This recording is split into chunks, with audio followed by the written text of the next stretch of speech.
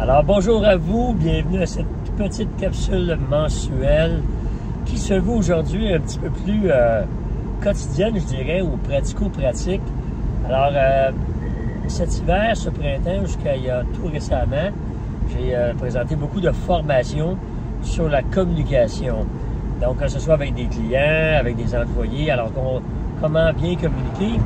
Et je me rends compte, évidemment, puis je suis sûr que vous aussi, que dans notre quotidien, on dirait que plus on est connecté et moins on communique.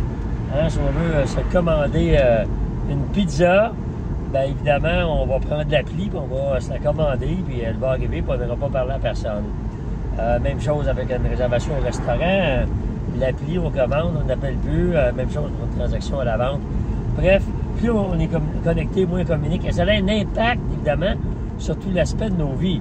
Quand je parle à des gens qui font de la vente, souvent, ils vont me dire, et de tous âges, là, mais le client nous a envoyé un courriel pour avoir un prix ou une information. Moi, je leur dis, bien, téléphonez-leur, vous allez avoir un plus grand impact sur eux, un plus grand pouvoir d'influence, même si c'est le client qui décide à la fin.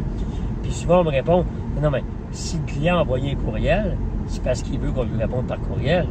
Ben, ma réponse est non. S'il a envoyé un courriel, c'est parce qu'il veut justement ne pas trop se faire influencer.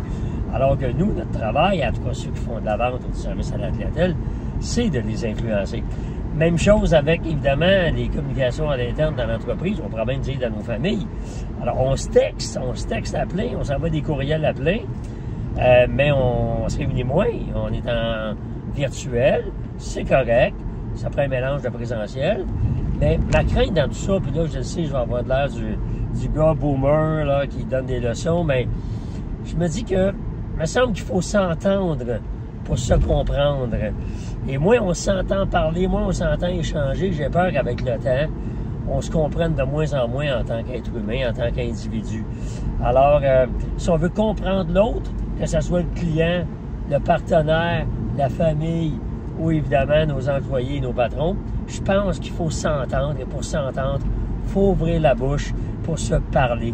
Alors, sur cette petite capsule quotidienne de communication, imaginez si je faisais mes capsules uniquement par écrit. Ce serait bien, la lecture, c'est extraordinaire, mais il y a un petit côté quand même un peu intéressant à parler ensemble.